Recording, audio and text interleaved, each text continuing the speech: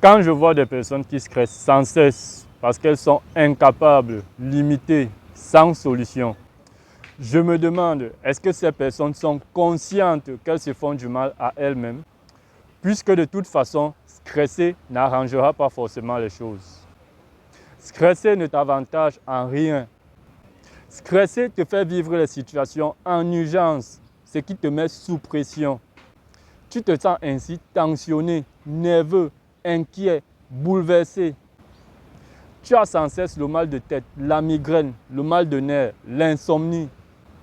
Tu es dispersé, agité, troublé, ce qui diminue ta capacité de concentration, de mémorisation, d'engagement et de productivité. Avec tout ça, si quelqu'un ici peut me dire qu'il fait du bien à son corps en se comportant ainsi, alors qu'il vienne me le dire, je l'écoute.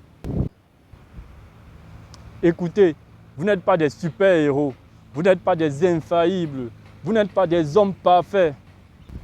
Arrêtez de croire que vous ne pouvez pas perdre, que vous ne pouvez pas rater, que vous ne pouvez pas échouer, plus renoncer.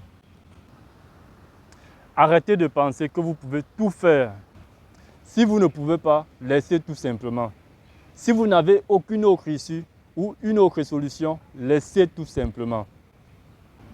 Ce n'est pas en stressant que la solution viendra, jamais. Ce n'est pas en stressant que la situation changera. Arrêtez de vous accrocher sur la peine et continuez à vous faire du mal à vous-même.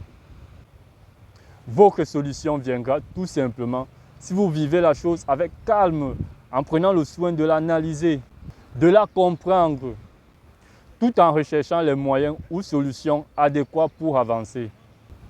Et si après tout, vous n'y parvenez pas, laissez tomber tout simplement. Renoncez, concentrez-vous sur autre chose, plutôt que de rester accroché au problème et de le ruminer sans cesse en pensée ou en mémoire, ce qui vous fait stresser inévitablement et vous fait perdre tous vos moyens, tout votre potentiel, tout votre dynamisme, toutes vos ressources personnelles, morales, intellectuelles, physiques et même cognitives. Ceci est un extrait tiré du livre Ma bonne psychologie.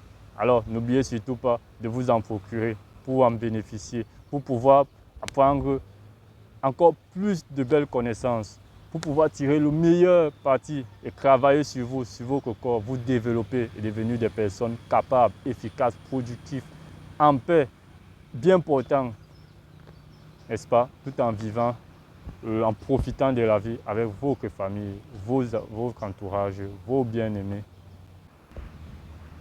Sur cette vidéo, c'était Final Cool, auteur du livre Ma bonne psychologie. Merci.